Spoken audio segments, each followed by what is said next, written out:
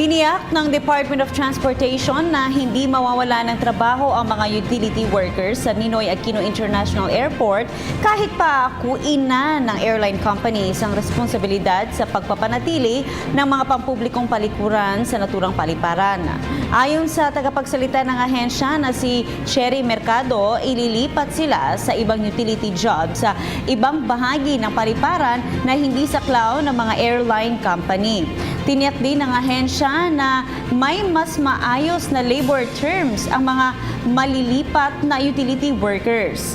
Matatandang lumagda sa isang Memorandum of Agreement ang mga kumpanyang Cebu Pacific, AirAsia Philippines, Philippine Airlines at iba pang airline companies kasama ang pamahalaan upang mapabuti at mapanatili ang palikuran at iba pang mga utility ng NAIA.